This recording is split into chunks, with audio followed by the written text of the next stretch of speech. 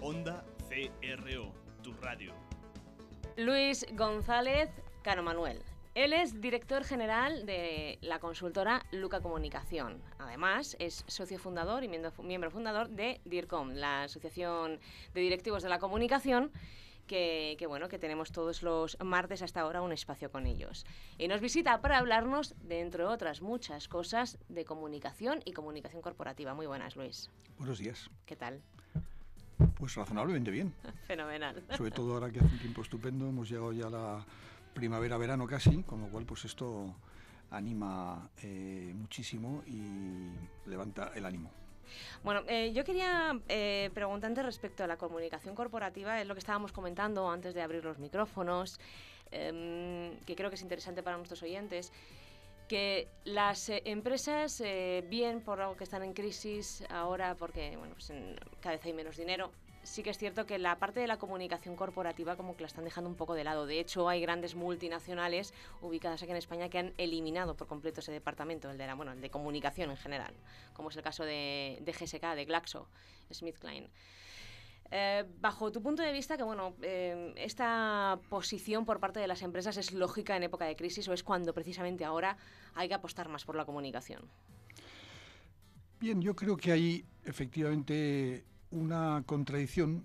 No hace mucho un CEO de una gran empresa me dijo algo que tenía mucha razón, que es que hay, en esta situación en la que nos toca vivir, hay una especie de back to basics, lo cual implica dos cosas. Una, que efectivamente hay llevando esto al territorio de la comunicación, hay una claramente concienciación ya por parte de los consejos, los líderes de las empresas, los CEOs o directores generales, presidentes, de que esta función es irrenunciable, es imprescindible.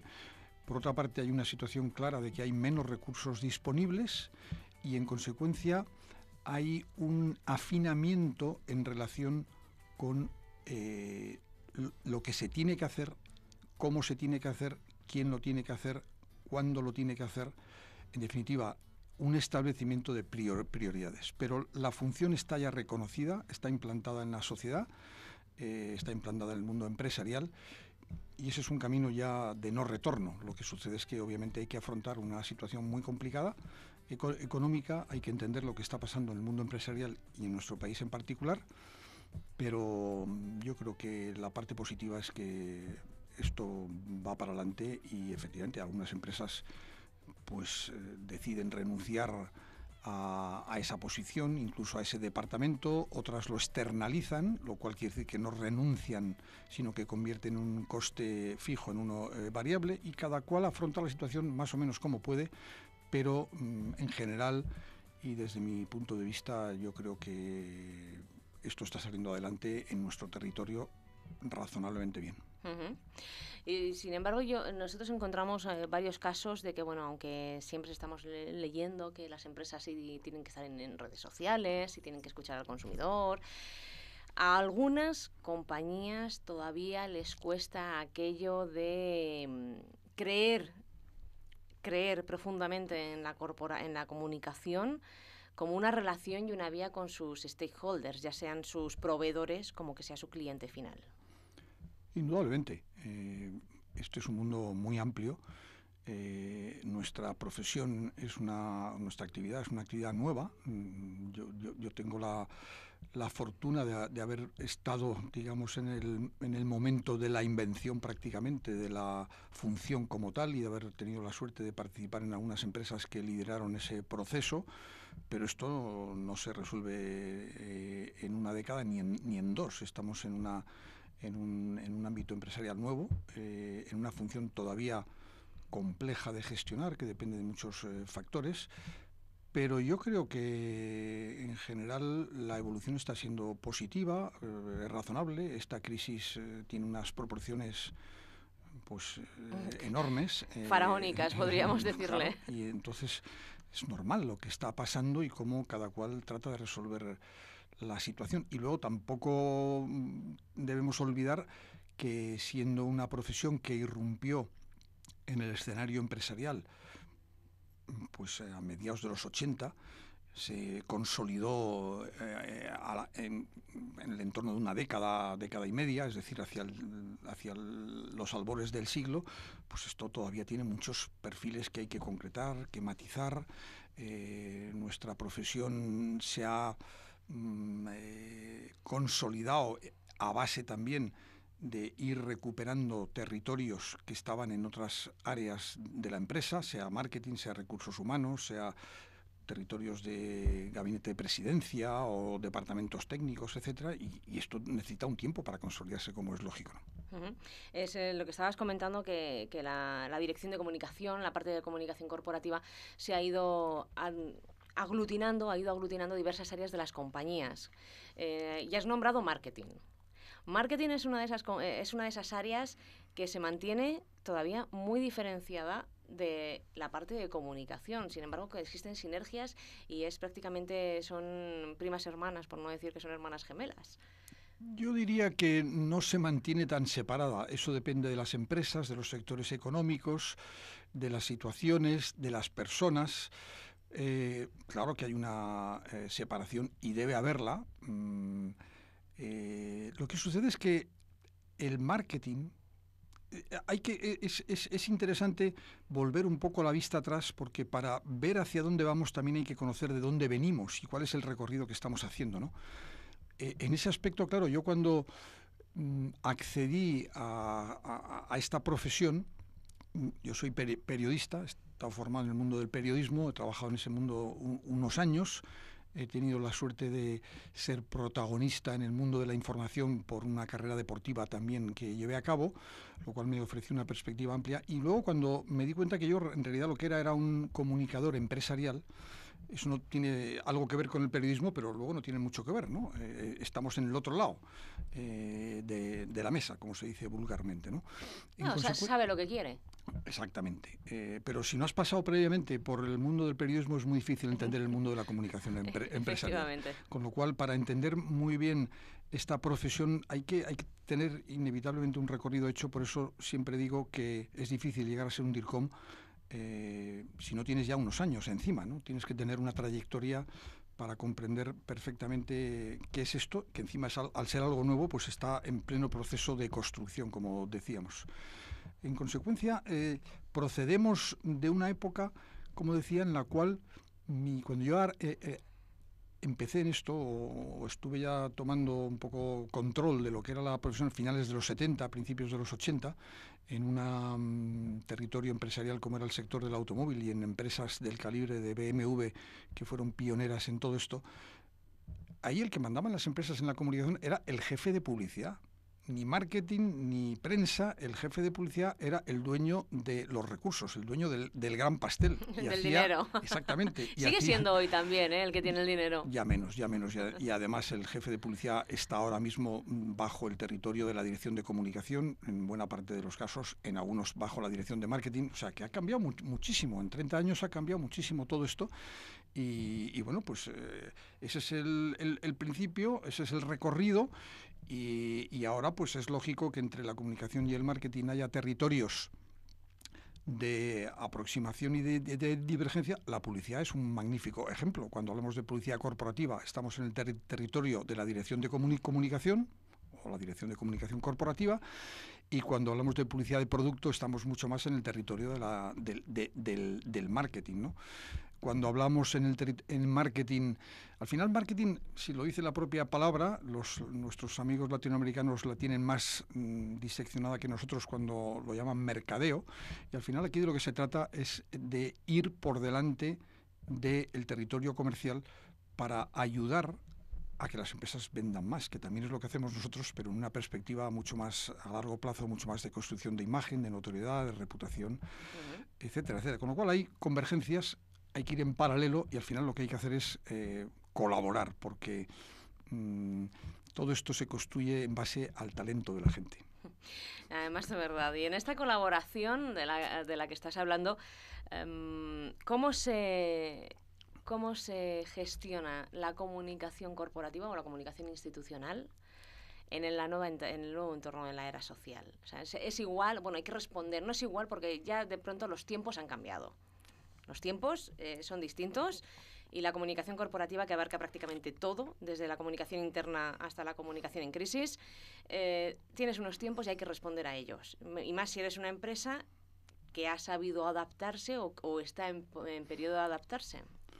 Yo en las presentaciones que me toca hacer a las empresas, y pues en unos días en una gran empresa española multinacional, ayer en el ámbito de un curso superior de gestión del IE Business School, el que doy periódicamente algunas charlas, pues cuando tengo que definir cuál es el momento actual por el que atraviesa la comunicación, hablo de dos cosas. Una, la primera es que estamos en un momento en el cual de lo que se trata es de dialogar, primero, luego de analizar las percepciones y a continuación de gestionar el convencimiento.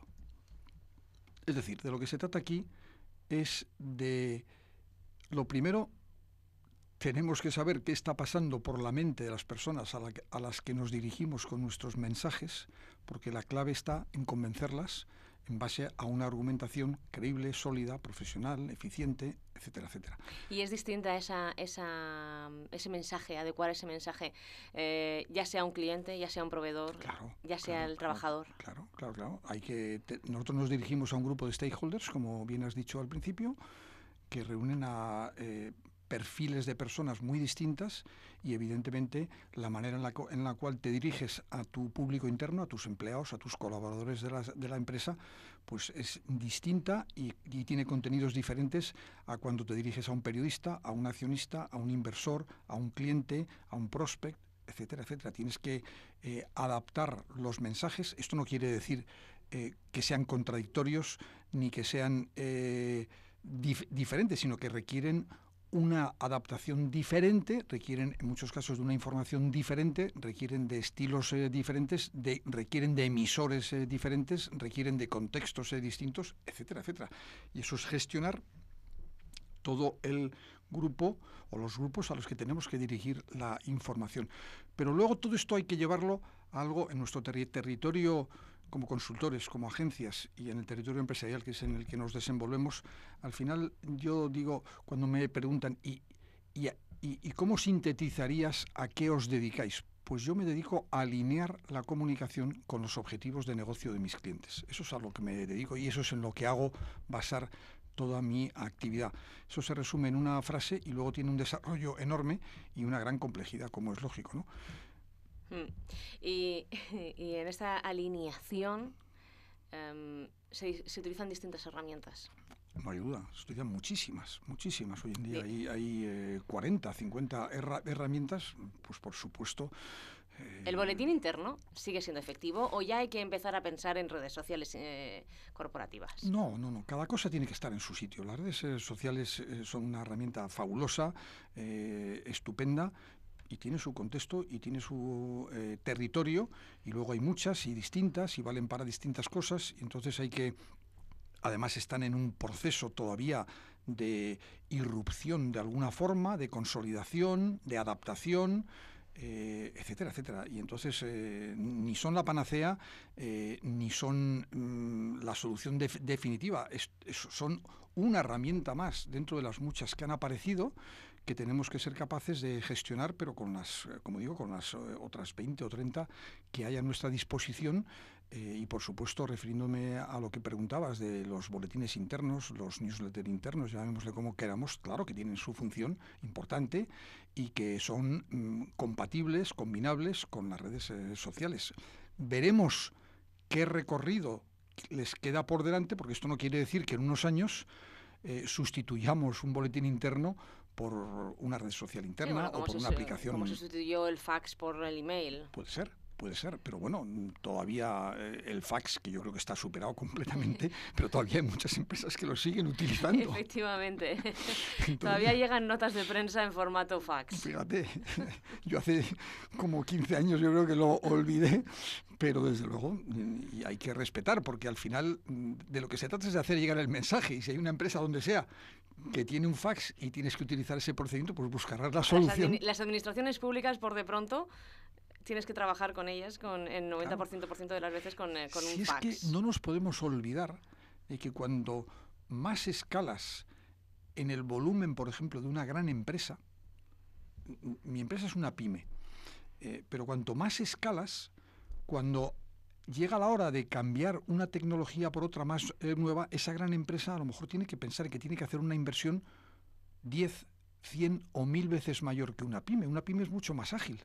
Y esa es la gran ventaja, y esa es cómo tenemos las pymes que ser capaces, ahora que está tan de moda por parte de nuestro gobierno el mirar hacia las pymes y decir, son la salvación porque el 98% de las pymes son pymes en este país, pues claro, evidentemente es ahí donde reside y donde tenemos que complementarnos con las grandes y en muchas cosas pues somos más ágiles. Claro, pero cuando eres una pyme y vas a intentar solucionar un problema con la administración y te piden un fax, claro, ahí es cuando te tiras de los pelos. Sin duda, y sin dices... duda. ¿Qué está pasando aquí? Efectivamente. Bueno, volviendo al tema de la comunicación organizacional, comunicación corporativa, comunicación institucional, yo quería preguntarte sobre el tema de... A nosotros nos gusta mucho hablar sobre... Bueno, preguntar y hablar sobre el tema de las crisis, ¿no? Ya no la crisis económica, que también, sino de la gestión de las crisis. Reputacionales. Principalmente la gran mayoría son reputacionales, bueno, por no decir que el 100% terminan siendo reputacionales en un periodo medio largo, o incluso corto ahora con esto de la irrupción de las redes sociales. Forma parte dentro de la función del director de comunicación crear esta estrategia, este plan de acción en cuanto a una crisis, en una supuesta crisis, pero este manual de acción es muy básico, ¿no? Porque aunque quieras establecer unas pautas de 10 puntos a seguir, que tienen que ser siempre, sí o sí, dependiendo de la crisis, te puedes solventar una por arriba, otra por abajo y decir... Indudablemente. Por eso yo en nuestra actividad, a mis clientes, en el tiempo que llevamos trabajando en estos temas, esto de los manuales para las crisis es un poco de risa. Perdón por la... Está muy bien, pero es un poco... Las crisis hay que hacer un trabajo preventivo. Hay que haber una cultura previa. En el trabajo de comunicación y en la actividad de una empresa surgen crisis, no digo continuamente, pero periódicamente. Y evidentemente uno tiene que estar preparado para resolverlas. Para lo cual tiene que haber una cultura preventiva de cómo te enfrentas a situaciones... pues que surgen en una actividad normal, ¿no? Otra cosa es que puede haber determinadas crisis de tal volumen que requieran efectivamente una cierta preparación específica cuando algunas empresas trabajan en territorios de alto riesgo. Y entonces pues es posible que requieran. Pero en la vida normal de las empresas,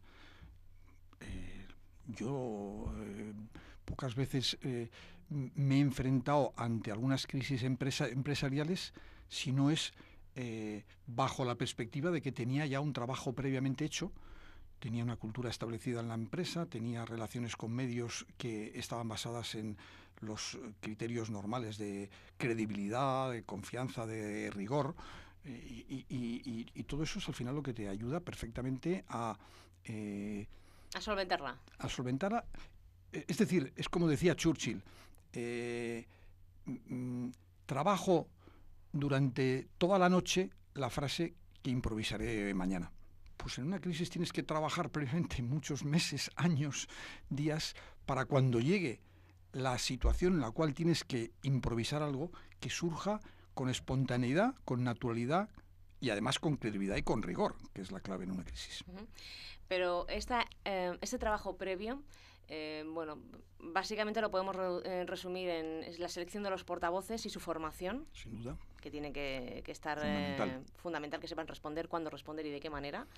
Antes, seleccionarlos, quiénes son los adecuados por su formación. Pero el presidente siempre tiene que ser uno de ellos. Normalmente además uno de ellos... Es que hoy en día en las empresas, claro que puede ser el presidente, es decir, el líder, el CEO.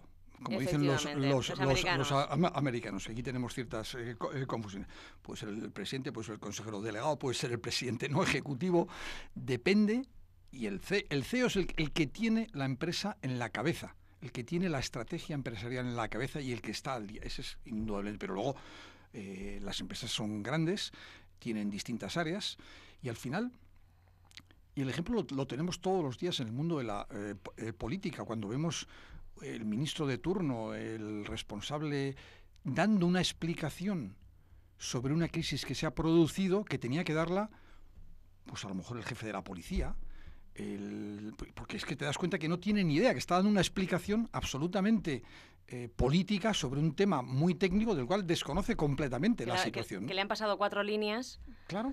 ¿Cómo va a dar una respuesta creíble? Pues es que es absurdo. Eso en el mundo empresarial, afortunadamente, no pasa, ¿no? Claro, pero en ese momento, como organización que es el Estado, en este caso que has puesto, Sí.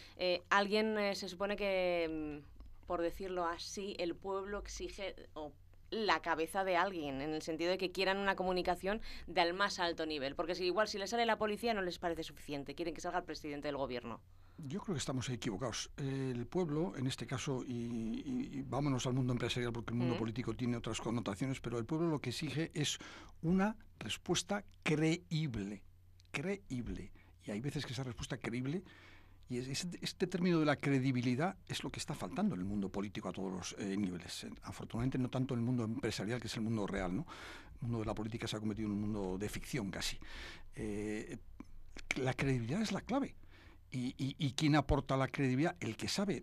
Vayamos a Estados Unidos y veamos cómo funciona esto en el mundo americano y cómo cuando hay una crisis empresarial gorda, tipo lo que pasó en BP, ¿quiénes irrumpen en principio? Los técnicos que saben. Luego ya llegará el presidente. Pero ¿cómo va el presidente de una corporación cuando es un tema eminentemente técnico poder dar una respuesta inmediata? Es difícil. Lo importante es que salga el que conoce, el que tiene la información, el que la dé y la dé con conocimiento de causa, ¿no? Y a partir de ahí luego irá situándose en los niveles empresariales que debe, para que obviamente la respuesta de la corporación, de la empresa, sea unánime en una dirección única. Bueno, pues si te parece, Luis, vamos a hacer una pequeña pausa y luego continuamos con más temas sobre comunicación corporativa, sobre cómo gestionarla y la figura de DIRCOM, cómo si evoluciona, si desde hace 30 años continúa o ha evolucionado con todas estas nuevas tecnologías. ¿Te parece? Estupendo. Para los amargados de Twitter, Chávez Candanga tiene 134.800 seguidores. No, que Chávez está usando BlackBerry, dicen algunos ahora. Es capitalista, yo te aviso. Atrapados en las redes, con Laila Elcadi y Boris Quijada.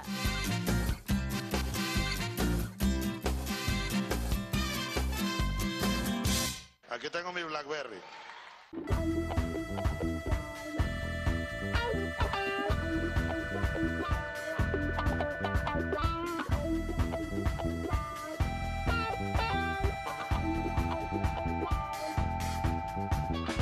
Carsie es una chica estadounidense afincada en Nueva Orleans, aunque nació en Luray, en Virginia, y ha vivido los últimos 6 años en Filadelfia.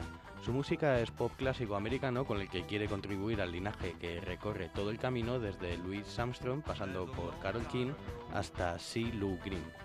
Algunas personas piensan que es una cantante de folk, probablemente debido a su sentido sobrenatural de la lírica, y otros dicen que su música es jazz porque le gusta utilizar acordes de séptima y cantar detrás del ritmo. Aunque también hay quien dice que su música es rock, y todos ellos aciertan porque su música está regada de todos estos estilos e influencias. Al entrar en su página web podemos leer unas líneas en las que ella misma dice: creo que la música es magia y todo el mundo la necesita, y es por eso que la mía la regalo. Carsie está de gira alrededor de la mitad de cada año, le encanta el amor y escribe sobre todo sobre el sexo. También le encantan los tatuajes, el té de jazmín, la estética pin-up y los buenos libros. El año pasado llegó a abrir para Paul Simon y su nuevo disco, Idiot Heart, fue producido por Oliver Hood, todo un ídolo musical y la mitad de los Hood Brothers.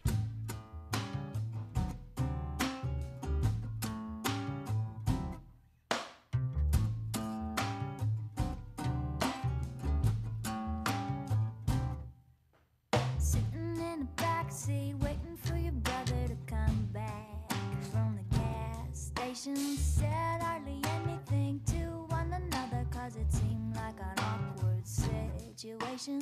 I got nothing against your girlfriend, she seemed perfectly sweet and everything, but I wish I would have met you back in the old days when you were a free man. You say you gave your hand away, but that don't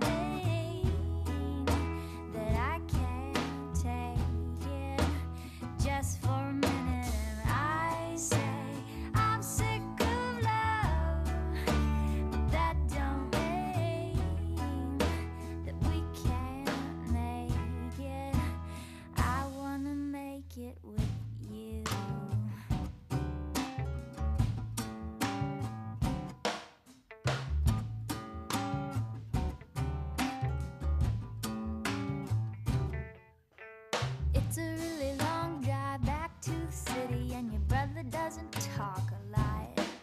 And I wasn't gonna ask you anything personal, but I guess I just forgot. 'Cause I get a little antsy sitting in a backseat staring at your tattoos. Oh, we both know it's a battle of will, and I don't like to lose. You say you gave your hand away, but that don't mean that I can't take it just for a minute. I say I'm sick of love, but that don't mean that we can't make it. I wanna make it with you.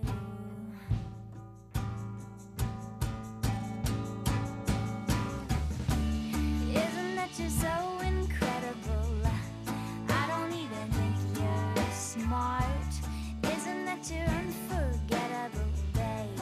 I don't wanna steal your heart. Baby, it's an invitation. Maybe just a one night stand. I don't want a conversation. I don't wanna make you my man. You gave your hand away. That don't mean that I can't take it just for a minute. I say I'm sick of love, but that don't mean that we can't make it.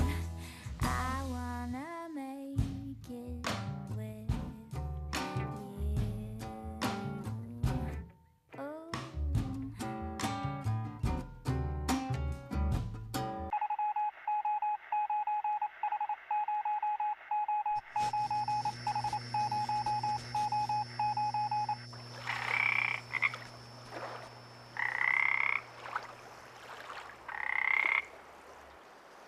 Onda CRO, tu social media radio.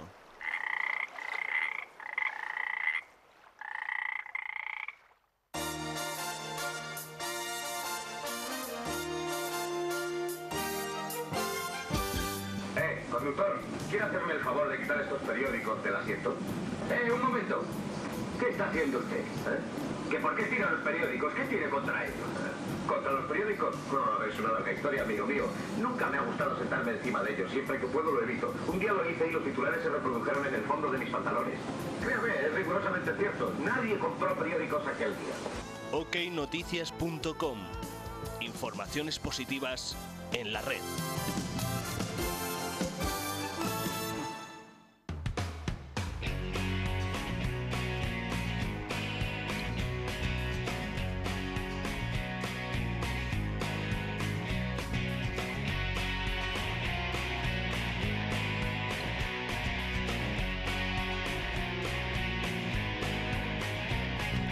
Bueno, y como os decíamos hace unos minutos, antes de este descanso, continuamos con Luis González Cano Manuel, director general de la consultora Luca Comunicación. Y yo, antes de dar paso al área de la agencia, de la consultora que diriges y hablarnos de cómo gestionáis allí la comunicación, sí quería preguntarte en el ámbito de la reputación dentro de la corporación, o sea, dentro de la comunicación corporativa. La reputación es algo que se habla mucho y más ahora en el territorio de las redes sociales. Cuida tu reputación online. Es muy importante que tengas presencia, pero que sepas qué es lo que dices. Y bueno, como decía Adolfo Corujo de Llorente y Cuenca, en una entrevista que mantuvimos aquí con él, decía: la reputación no es ni más ni menos que aquello que piensan de ti, pero no se atreven a decirte la cara. ¿Es verdad? Yo creo que sí, yo lo ampliaría. También te lo dicen. Hoy en día, afortunadamente, estamos en un mundo en el cual se puede dialogar y debatir mucho. Y yo creo que una de nuestras misiones, como también decía antes, es analizar las percepciones. Y evidentemente, pues hay quien no se atreverá a decírtelo y hay quien sí se atreverá. Al final es un conjunto de percepciones y efectivamente ese es el mundo de la reputación y es el mundo que nos toca gestionar a los directores de comunicación o a los directores de reputación corporativa o a los CRO. Los CRO, que como bueno, estábamos comentando también fuera de micro, la figura del Chief Reputation Officer es la evolución natural del DIRCOM. O sea, la figura del director de comunicación evoluciona de una manera natural al asumir competencias, al asumir dentro de lo que son sus áreas de comunicación interna, de comunicación externa, de comunicación de crisis, la reputación dentro de esa crisis y dentro de esa generación de marca que se quiere dar. Pues yo creo que sí, yo creo que sí. A mí me tocó ya hacer una evolución en esta definición de los títulos en mi principal empresa en la que he trabajado muchos años y con la que tengo todavía algunos vínculos, BMW, en el sector del automóvil. Me tocó recomendar a nuestro director general de Public Relations, relaciones públicas, Sí, de aquella. que el término, aunque la traducción al castellano es esta, pero el significado es muy distinto en el mundo anglosajón en el mundo español, latinoamericano. Y me tocó defender que cambiara su título por el de director de comunicación corporativa, lo cual, hablo de finales de los 80, lo cual se adoptó ya en BMW, que ha sido una empresa líder, sin duda, en todos los sectores, pero desde luego en el automóvil, en la utilización de la comunicación y el marketing para consolidar el posicionamiento, la reputación, la notoriedad de la marca, de la empresa. Y el doctor Horst Avenarius, un personaje muy importante en Alemania en aquella época, que luego llegó a ser el presidente de la Asociación de los Profesionales de las Relaciones Públicas, de los PR en Alemania, pues lo aceptó y se transformó. Y yo creo que efectivamente en un paso hacia el futuro, probablemente el director de comunicación o director de comunicación corporativa deberá adoptar el CRO, Chief Reputation Officer, porque es un paso, yo creo que muy natural, que quizá todavía queda un recorrido por hacer, porque también estamos todavía en una fase de consolidar la dirección de comunicación, y entonces conviene dar los pasos de forma natural conforme el mundo al cual te diriges vaya aceptando con naturalidad el significado que hay detrás de cada una de estas definiciones. Uh-huh. Y claro, en este sentido, este paso natural tiene, bueno, yo creo que es simplemente no es simplemente, pero dentro de lo que cabe puede definirse como simplemente la adopción de un nombre, porque dentro de la figura del DIRCOM, del director de comunicación, es la de gestionar esa reputación de la marca que está haciendo. Indudablemente. Lo que pasa es que la reputación toca ya territorios todavía más amplios que la comunicación, y como estamos todavía en proceso de consolidar esa parte de la comunicación y lo que significa a la hora de gestionar pues la emisión de mensajes en todos los ámbitos y las múltiples herramientas que tiene debajo, entrar ya en el territorio de la reputación, probablemente requiere de un cierto tiempo, y en el digamos que en el mundo más avanzado en este territorio, digo avanzado con ciertas dudas también, porque es el mundo anglosajón, fundamentalmente Estados Unidos. Al final también hay mucho debate y sorprendería ver cómo todavía en muchas empresas no está consolidada la figura del director de comunicación, y al decir la figura, no digo tanto el título como la actividad que trae consigo detrás, que es la clave. Uh-huh. Dentro de esta figura, de estas empresas que, como bien dices, todavía ni siquiera cuentan con la figura del director de comunicación, ahí es donde entran en juego las consultoras, las agencias que, como Luca, ofrecéis estos servicios. Correcto. Nos dedicamos a eso, efectivamente. O sea, sois los DIRCOM externos, por así decirlo. Efectivamente. Esta es una definición de DIRCOM externo que yo he empezado a utilizar no hace mucho tiempo, porque efectivamente el DIRCOM es una figura en el mundo empresarial que nosotros en la asociación, en la cual pues afortunadamente hemos contribuido muchísimo a consolidar esta actividad en España e incluso a nivel internacional, pues decimos que, y yo soy un defensor de eso, que para ser un DIRCOM es imprescindible tener una experiencia, y una experiencia larga e importante, porque se ha vuelto una profesión compleja, y no vale aquello de cambiar el título de jefe de prensa a director de comunicación. Esa es una parte. El director de comunicación tiene que tener un recorrido profesional hecho, tiene que estar dentro del comité de dirección de las empresas, es decir, tutearse con los miembros de las comisiones ejecutivas, lo cual implica años, experiencia, recorrido, etcétera.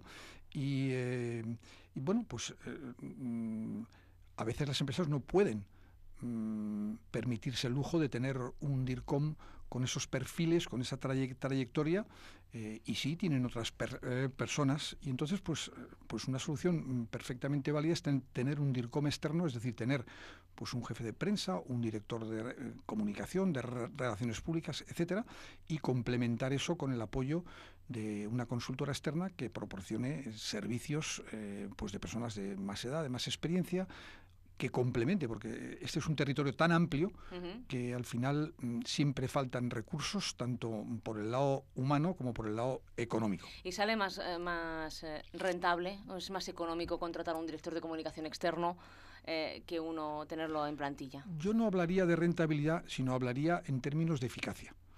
Y entonces creo que es todo perfectamente compatible, depende de la empresa, de la situación, del momento, del sector, de los temas.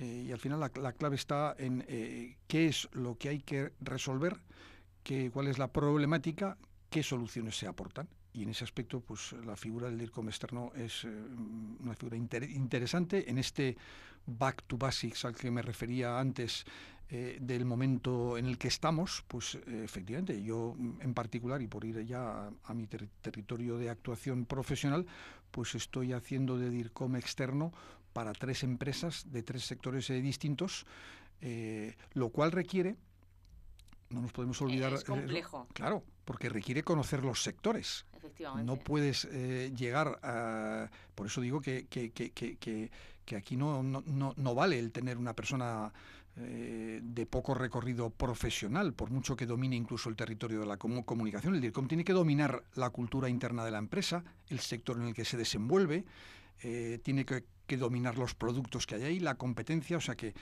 no es ni mucho menos un tema fácil, y hacerlo para 2 o 3 empresas en sectores distintos pues puede ser una labor compleja, pero a su vez hay un factor interesantísimo que es la visión externa que un DIRCOM externo aporta a una organización.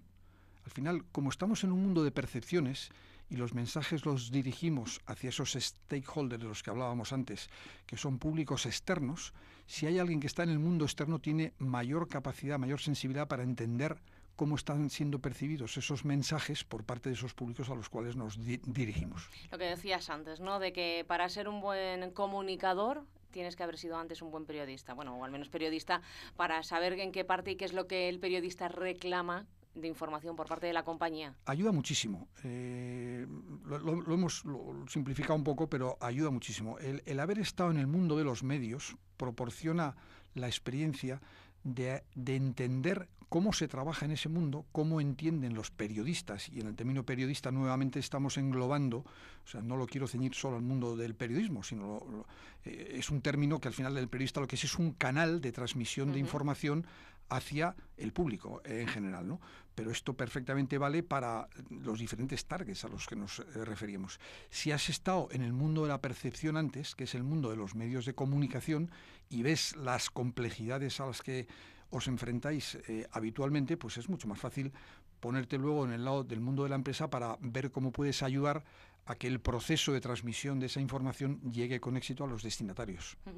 En Luca Comunicación formáis parte tanto de DIRCOM, de la Asociación de Directores de Comunicación, como de IPRN, la Red Internacional de Relaciones Públicas, en sus siglas en inglés. ¿Cuáles son los objetivos de estas alianzas por parte de Luca?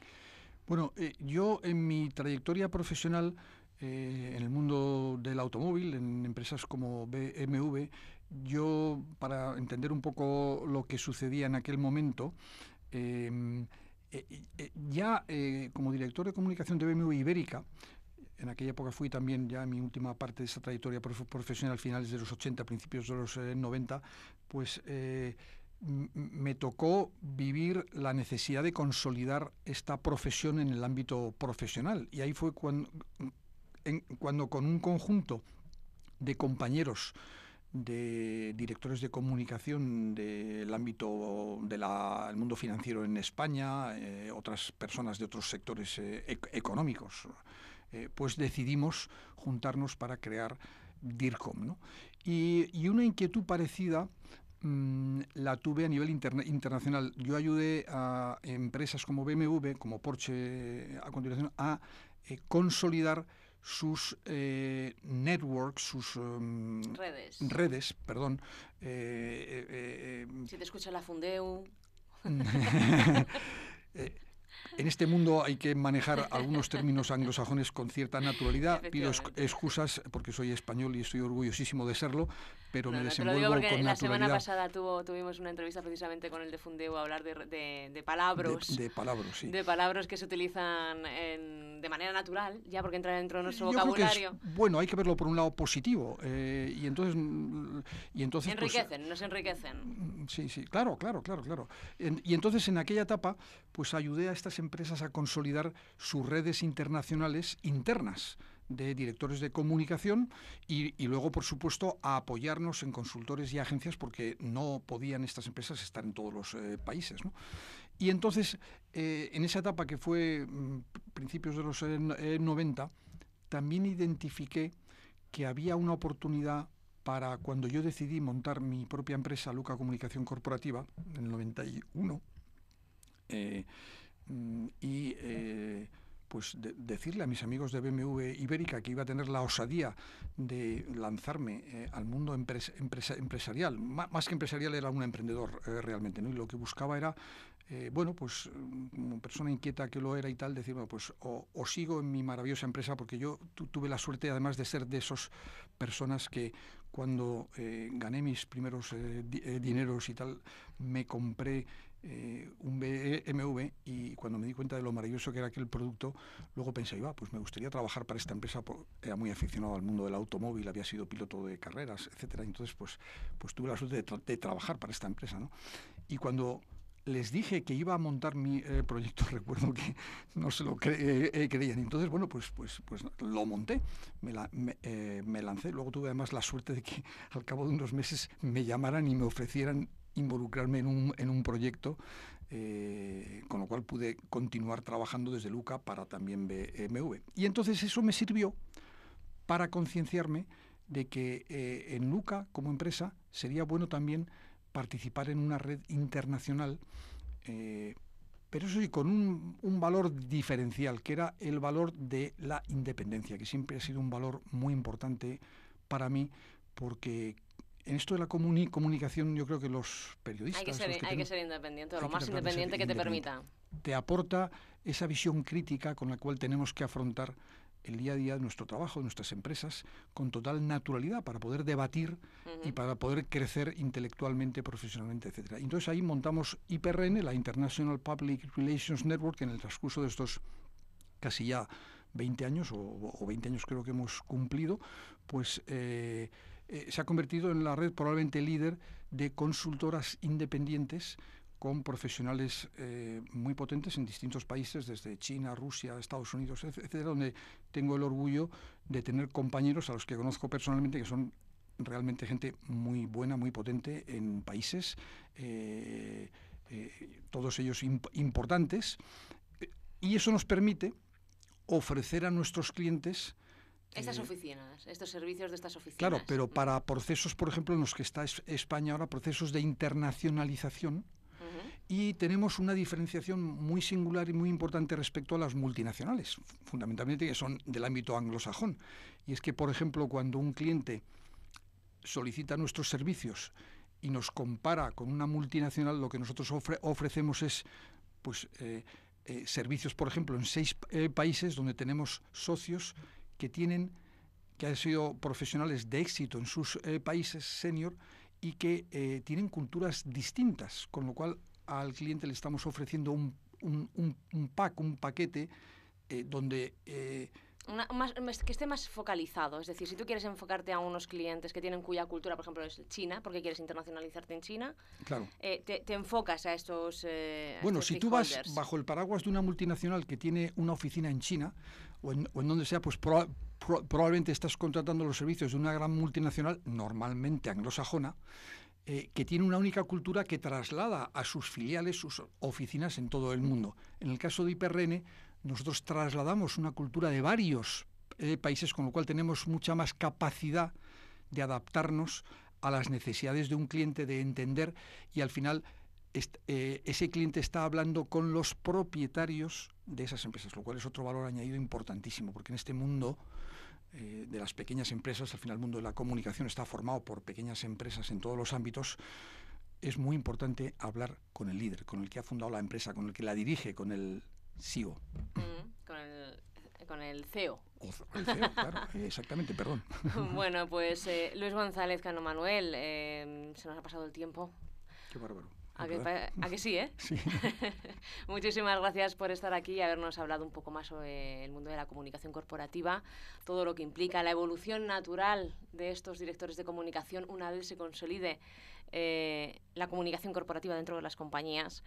Y gracias por habernos contado en qué consiste LUCA y de este International Public Relations Network. Pues encantado, es un placer debatir sobre nuestra apasionante profesión. Hasta luego. Adiós.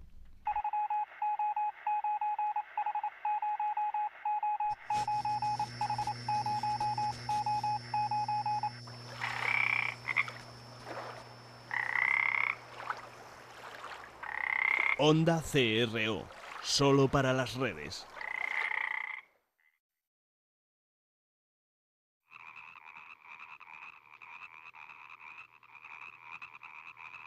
CRO. Onda CRO, tu radio social media.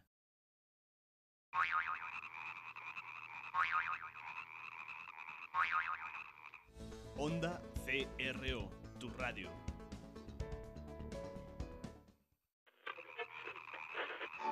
Tu radio social media.